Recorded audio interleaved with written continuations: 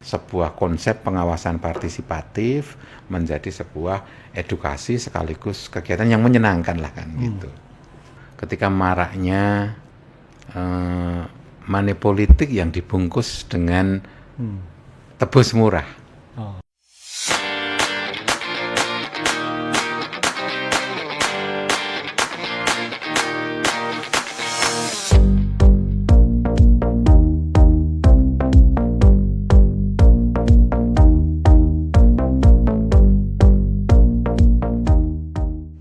Assalamualaikum warahmatullahi wabarakatuh.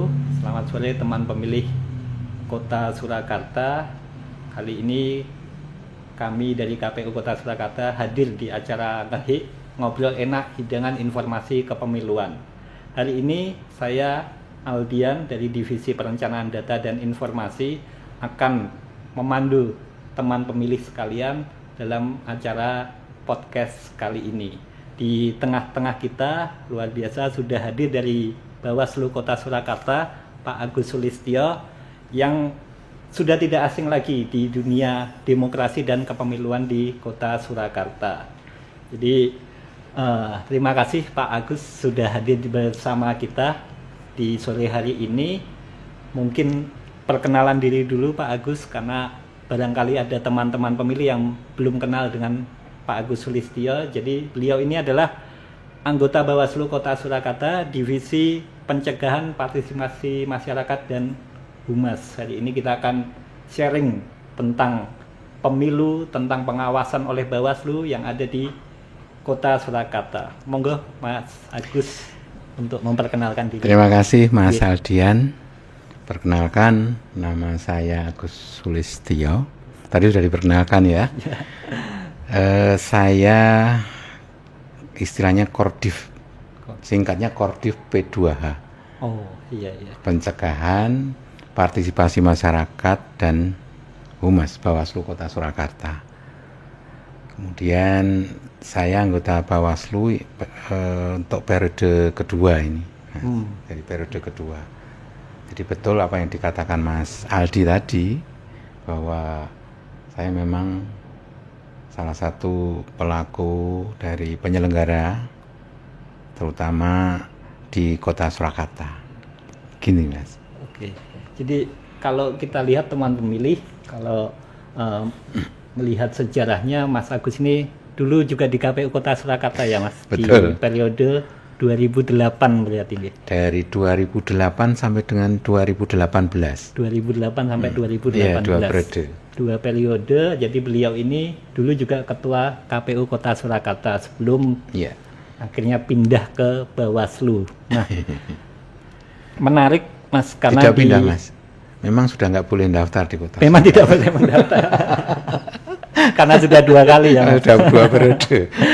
Jadi sekarang di Bawaslu Mas, karena memang kita ketahui sebagai salah satu lembaga penyelenggara pemilu juga selain KPU dan DKPP, tentu banyak teman-teman pemilih juga yang ingin tahu apa sih sebetulnya Bawaslu itu dan bagaimana struktur organisasi maupun tugas-tugas Bawaslu khususnya di Kota Surakarta ini Mas Agus. Ya, baik teman pemilih sekalian, perlu kami jelaskan bahwa penyelenggara pemilu itu ada 3 ya yang diatur di Undang-Undang 7 tahun 2017.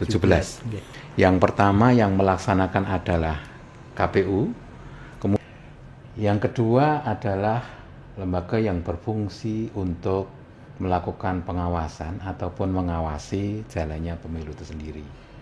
Kemudian yang ketiga adalah yang bergerak ataupun yang mempunyai tugas menegakkan kode etik ataupun Dewan Kehormatan Penyelenggara Pemilu, kita sering menyebutnya seperti itu. Jadi dari ketiga pelaksana, kemudian pengawas, kemudian ada DKPP, inilah yang kemudian di Undang-Undang 7 itu disebut sebagai penyelenggara pemilu. Jadi teman pemilih ketika ada pertanyaan siapa penyelenggara pemilu, ya 3 ini ya. Ada KPU, ada Bawaslu, dan ada DKPP kan begitu.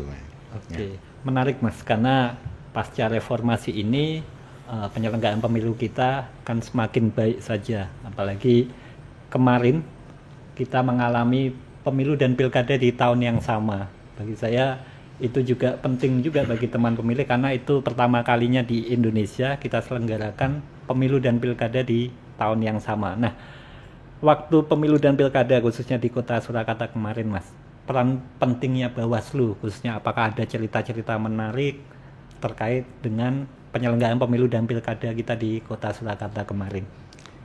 Ya, setiap masa ada pelakunya, setiap masa ada orangnya, dan setiap orang ada masanya. Masanya, betul. Jadi ungkapan tersebut saya rasa menjadi sangat dominan ataupun sangat terkenal ketika kita mungkin melihat beberapa kejadian dari beberapa kejadian ya.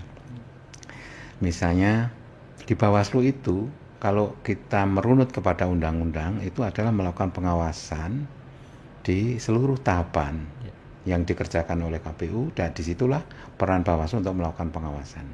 Tetapi di undang-undang tersebut juga diamanatkan untuk melakukan pengawasan ataupun pendidikan politik. Kalau dalam istilah undang-undang adalah pengembangan pengawasan partisipatif. Nah, itu menjadi amanat undang-undang yang kemudian dilaksanakan oleh Bawaslu baik masa tahapan maupun non tahapan. Bagaimana sih peran Bawaslu? Saya rasa ketika pemilu, pilkada itu berjalan tanpa adanya pengawasan, itu akan memperoleh legitimasi dari rakyat, legitimasi masyarakat itu sangat kecil dan mungkin bisa dipertanyakan. Jadi ibaratnya ada lomba, lari sendiri, nyemprit sendiri, mulainya sendiri. Nah, inilah yang kemudian kenapa eksistensi Bawaslu sebagai pengawas itu menjadi penting dalam perhelatan sebuah election gitu. Oke. Nah, dalam penyelenggaraan pemilu, Mas, tentunya pengawasan adalah tugas yang berat juga, mengingat kemarin saat pemilu kita punya 1.773 TPS, sedangkan saat pilkada itu ada 856 TPS. Nah, yang ingin kami tanyakan, strategi Bawaslu dalam mengajak masyarakat, Mas, mengawasi KPU sebagai penyelenggara itu kemarin bagaimana, Mas? Jadi kita melakukan pengawasan secara komprehensif. Ya. Ada pengawasan melalui jalur udara. Nah, serangan udara. Serangan udara. Bukan serangan, tapi pengawasan melalui udara. Ada jalur infanterinya. Nah, pengawasan darat secara langsung. Ya. Nah, udara itu melalui pengawasan yang penggunaan teknologi, misalnya pengawasan siber. Kita punya relawan siber, itu ada kita. Kemudian kalau di tingkat bawah ataupun di darat tadi, tentunya kan kita mengandalkan struktur kita ya. Struktur kita, kalau di kota, di bawahnya kan ada Panwascam, Panwas Kelurahan, kemudian pengawas TPS. Itu yang membantu kita. Selain itu, ada yang namanya pengawas partisipatif. Pengawas partisipatif ini terdiri dari berbagai golongan yang kemudian mereka itu secara partisipatif ikut melakukan pengawasan. Kemudian juga ada strategi kerjasama. Strategi kerjasama misalnya melakukan pengawasan, itu kita kemarin melakukan pemantauan pemilu ya. Kalau pemilu itu ada KKN tematik. Jadi KKN tematik itu dari kebetulan yang ngepasi pada saat itu adalah IIM ya, Institut Islam Mambaul Ulum, yang kemudian menerjun KKN, kemudian kita bekerja sama. Tema KKN-nya adalah menjadi pemantau pemilu. Nah, itu salah satu yang kita lakukan, bagaimana pengawas partisipatif dari berbagai unsur, belum dari kelompok-kelompok masyarakat yang lain. Strategi yang lain itu memang ada beberapa pendekatan. Ada pendekatan budaya, ada pendekatan secara sosialisasi, ataupun pendekatan dialog, dan lain sebagainya. Ada pula yang pendekatan event. Pendekatan event itu bagaimana menautkan posisi event-event di masyarakat yang kemudian kita kemas Yang penting masyarakat itu tahu ada pemilu, enek Bawaslu, ada KPU gitu aja. Jadi yang dibutuhkan itu. Kita misalnya merancang rujak pengawasan, rujakan di Car Free Day. Hubungannya sama pemilu apa kan gitu. Nah kita kadang sering itu. Nah ternyata kemudian kita mengambil filosofi rujak. Rujak itu dari buah yang warnanya hijau, merah, kemudian diracik menjadi satu, kemudian ada sambelnya dimakan, terasa nikmat. Itulah demokrasi dari berbagai unsur. Nah, ini yang nilai-nilai seperti ini yang harus digali oleh teman-teman untuk mencoba untuk mengambil sisi-sisi lain. Kemudian yang lain apa? Oh, kita ada medianya nasi goreng. Kalau tadi rujak pengawasan kita menyiapkan rujakan misalnya 500 porsi langsung habis itu. Nasi goreng sama ditakiri kecil-kecil di Car Free Day. Caranya gimana mensosialisasikan itu? Kita cuma pakai celemek aja tulisan nasi goreng anti hoax misalnya. Nasi goreng anti ujaran kebencian.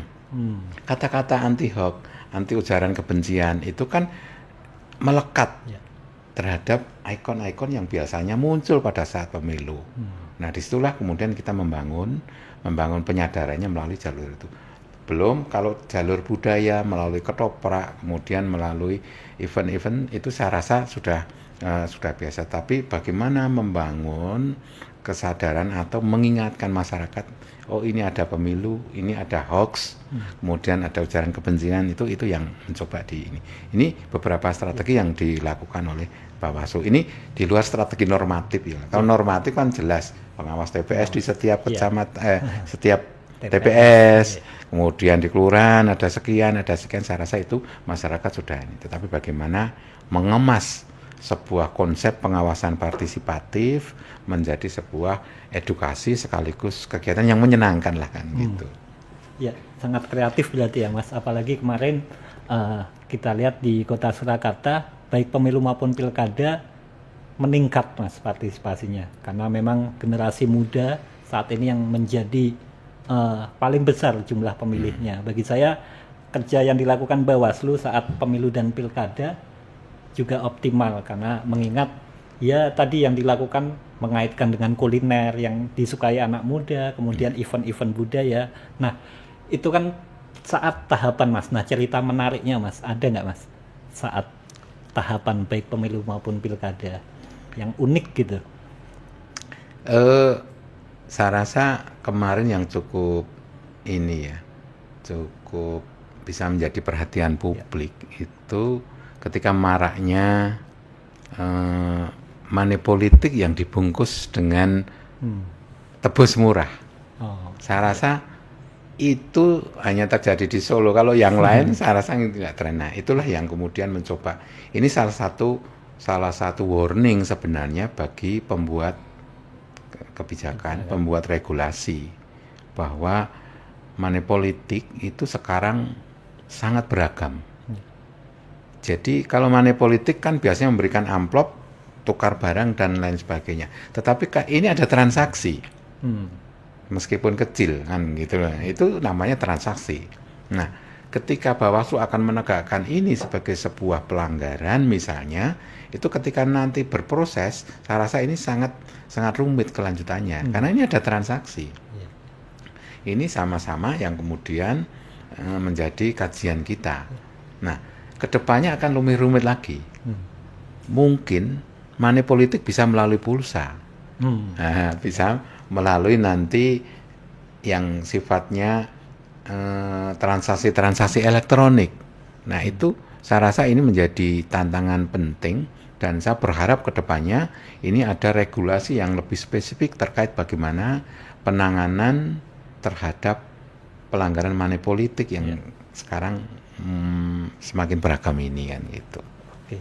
Ya, menarik Mas, karena memang itu menjadi diskusi kita ke depan. Karena bagaimanapun kita harus menolak money politik demi demokrasi, khususnya di Kota Surakarta yang lebih baik gitu ya Mas. Nah, saat tahapan tadi kita udah cerita banyak, kemudian saat ini Mas, saat tidak ada tahapan baik pemilu maupun pilkada, itu Bawaslu sendiri kan sering tuh Mas, kita penyelenggara pemilu itu ditanya kerjanya kita itu ngapain setelah pemilu maupun pilkada, seolah-olah kita tidak bekerja gitu. Nah, dari Bawaslu sendiri Mas, apa yang dilakukan saat tidak ada tahapan seperti sekarang ini? Sebelum masuk ke situ ya, sedikit cerita tentang money politik ini. Ini joke aja. Budi itu selalu kalah dengan Fajar. Analogi sebuah money politik. Seseorang kadang memberi uang itu karena kebaikan budi, ini amal kok baik budi, orang yang dermawan, tetapi selalu kalah dengan Fajar, serangan Fajar. Maksudnya seperti itu. Nah, ini kadang guyon-guyon seperti itu. Nah, ini cuma joke aja ya. Yang jelas begini, teman-teman pemilih sekalian, bahwa yang namanya KPU, Bawaslu itu memang namanya itu melekat terhadap kegiatan yang ada. Pemilu misalnya, KPU ya Komisi Pemilihan Umum. Kalau tidak ada pemilihan umum melaksanakan apa? Bawaslu, Badan Pengawas Pemilihan Umum. Kalau tidak ada pemilu, mengawasi apa? Berarti gaweanmu wis rampung dong Mas kan ini. Sering gitu kan? Atau nah, yang perlu dipahami oleh teman-teman pemilih sekalian itu adalah yang pertama bahwa kita itu lembaga negara. Namanya lembaga negara itu mempunyai sifat konsisten, kontinuitas, dan itulah kontinuitas itu yang harus menjadi bagian penting. Kontinuitas dalam hal apa? Administrasi, kontinuitas dalam melakukan pendidikan politik. Nah, itu yang seharusnya teman-teman pemilih tahu. Pada saat non tahapan ini semestinya adalah momen penting untuk melakukan pendidikan politik atau pendidikan pemilih kalau KPU, gitu ya. Karena nanti kalau setelah tahapan itu sudah mempunyai ragam pilihan. Sekarang masih kosong, kemudian dikasih nanti isi, makanya diisi terkait dengan hal yang bisa demokrasi, kemudian integritas dan sebagainya. Ini pada saatnya. Nah, inilah yang kemudian bahwa yang namanya pendidikan politik, pendidikan pemilih itu semestinya harus disamakan seperti layaknya MBG. Kenapa demikian? Jadi jangan dibebankan KPU sama Bawaslu aja. Partai politik juga harus mempunyai kewajiban seperti itu, melakukan pendidikan politik, tugasnya mereka. MBG semua departemen, semua instansi kemudian menganggarkan, kemudian saya rukun itu. Nah, sekarang kalau pengen meningkatkan demokrasi, semua unsur masyarakat, ayo silahkan pemerintah kota menganggarkan tersendiri tentang pendidikan pemilih misalnya. Kerjasama dengan KPU, kerjasama dengan Bawaslu, dengan partai politik. Kemudian dinas pendidikan, ayo kerjasama. Dan itu kemudian dianggarkan secara terencana. Semestinya seperti itu. Jadi tidak menjadi beban bahwa partisipasi naik atau partisipasi yang turun itu kesalahannya KPU, kesalahannya tidak ini. Money politik begitu merebak itu Bawaslu di mana? Nah, itu kan juga ada istilahnya itu yang terjadi di masyarakat seperti itu. Makanya semua unsur masyarakat, ayo kita bareng-bareng. Nah, ini bukan curcol ya. Tetapi realitasnya seperti itu. Ketika partisipasi pemilih, ketika money politik itu adalah hanya dibebankan pada instansi tertentu. Peningkatan partisipasi pemilih, pendidikan politik, pendidikan pemilih hanya menjadi ranah itu. Nah, nggak apa-apa menjadi ranah Bawaslu, ranah KPU, ataupun ranah partai politik misalnya. Tetapi satu hal menjadi catatan kritis, saya memberikan catatan ini kepada teman-teman mungkin di tingkat RI, Dewan dan sebagainya, untuk perubahan undang-undang partai politik. Undang-undang pemilu itu setiap saat mau pemilu dirubah. Tetapi undang-undang partai politik sampai saat ini dari Undang-Undang 2 tahun 2011 ya, sampai sekarang kan kayaknya belum normal. Nah, bagaimana menghasilkan partai politik yang sekiranya menjadi keinginan untuk demokrasi substansial itu saya rasa bisa dimulai dari perubahan undang-undang partai politik. Arah pengembangan partai politik yang lebih berkualitas itu yang seperti apa. Kemudian memanfaatkan ataupun bagaimana mencapai tujuan kesejahteraan versinya partai politik seperti apa, kaderisasi kepemimpinan seperti apa, kemudian sistem kepemiluan yang mencoba untuk dirancang yang bisa mensejahterakan itu seperti apa. Saya rasa itu menjadi PR penting bagi kita semua, jadi harus menjadi tugas kita bareng-bareng lah. Iya, saya sepakat juga itu Mas, karena bagaimanapun demokrasi kita ya tidak hanya penyelenggara dan tidak saat pemilu saja. Ya. Bagi saya menjadi penting semua pihak yang terlibat itu ikut memikirkan. Jadi kalau ada yang bilang KPU Bawaslu itu setelah pemilu tidak kerja, ya salah sebetulnya, karena kita tetap melakukan kerja-kerja demokrasi termasuk pendidikan politik gitu ya Mas ya. Nah, tidak salah. Belum mengerti aja. Belum mengerti. Makanya tugas kita untuk memberitahu. Makanya kita menginformasikan salah satunya lewat ngehi ini ya Mas, ya, sebagai sosialisasi betul. Bagaimana kemudian pemilu kita ini bisa kedepannya lebih demokratis dan lebih baik. Nah, kaitannya dengan itu Mas, kalau kita lihat hari ini, kalau di KPU sendiri teman pemilih itu ada yang namanya pemutahiran data pemilih berkelanjutan. Jadi sesuai amanah Undang-Undang Nomor 7 Tahun 2017, tugas KPU salah satunya adalah memutahirkan data pemilih. Nah, peran Bawaslu Mas di dalam PDPB ini, pemutahiran data pemilih berkelanjutan di Kota Surakarta khususnya seperti apa Mas? Ya, seperti tadi yang saya jelaskan, ada beberapa tugas yang ada di tahapan, ada yang di non tahapan. Di non tahapan itu adalah melakukan edukasi politik, pendidikan politik. Kemudian tentunya pendidikan politik ini secara bertahap berdasarkan isu. Kalau sekarang isunya adalah masalah pemutakhiran data pemilih berkelanjutan misalnya, maka yang kita lakukan adalah melakukan edukasi masyarakat terkait dengan pemutakhiran data pemilih berkelanjutan. Bagaimana caranya Bawaslu untuk melakukan edukasi tersebut? Pengenalan terkait istilah PDPB itu menjadi sangat penting. Kemudian Bawaslu juga membuka kanal laporan, kanal laporan secara online. Jadi silahkan nanti itu ada laporan posko Bawaslu pengaduan terkait dengan pemutakhiran data pemilih berkelanjutan. Ini yang salah satu strategi yang kita sebut sebagai strategi langit tadi ya, strategi udara. Jadi faktor udara tadi. Kita juga ada melakukan yang namanya uji petik. Uji petik. Nah, ini uji petik itu juga penting meskipun karena kita juga tidak mempunyai organ sampai bawah, ya apa yang kita punyai, apa yang semampunya itu tetap melakukan uji petik sampai ke tingkat bawah. Karena kita mempunyai pengawas-pengawas partisipatif tadi.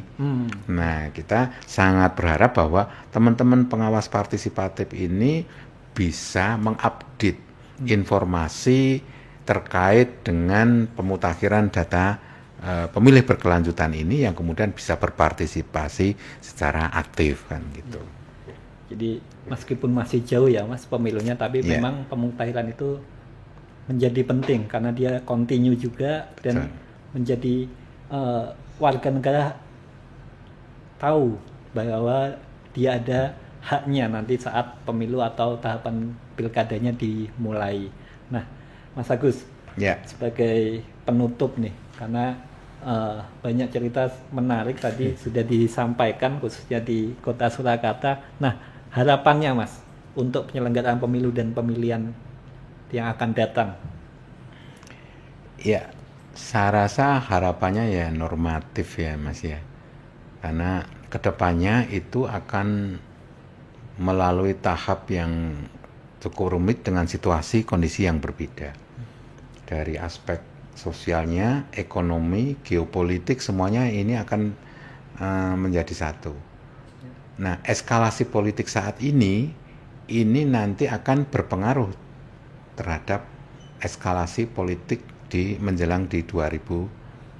29. Karena ini bisa menjadi sebuah turbulensi yang cukup kencang kalau tidak di-manage secara bagus. Nah, oleh karena itu, saya berharap bahwa masyarakat bijak dalam menggunakan media sosial dan mencoba untuk melakukan pembelajaran-pembelajaran yang sekiranya bisa check and balance. Jadi tidak hanya, karena sekarang belajarnya kan media sosial ya, media sosial, sehingga kita berharap ke depan masyarakat bijak dalam bermedsos gitu aja menjadi, saya rasa menjadi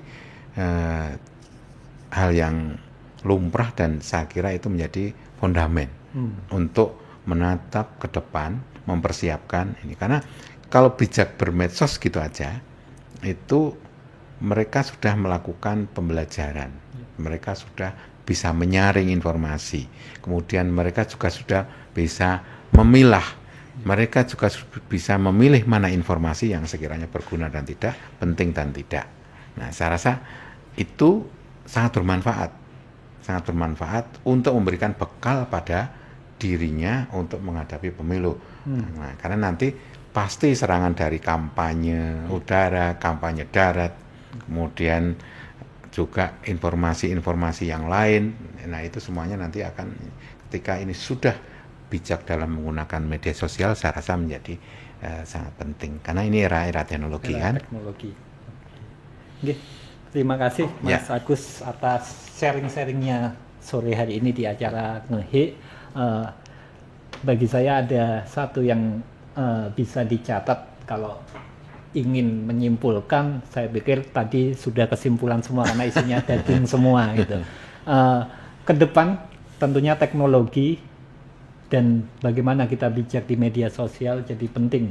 Modal kita dalam demokrasi khususnya di Kota Surakarta. Karena bagaimanapun pemilu itu tidak hanya menjadi tugas KPU maupun Bawaslu, tapi jadi tugas kita semua sebagai warga negara. Terima kasih. Sekali lagi saya ucapkan ke Mas Agus, Bawaslu, telah hadir di acara Ngehe. Jangan lupa like, follow, dan subscribe channel kita, KPU Kota Surakarta, untuk mengikuti konten maupun video-video kita terkait dengan demokrasi. Terima kasih, saya ucapkan wassalamualaikum warahmatullahi wabarakatuh. Waalaikumsalam warahmatullahi wabarakatuh.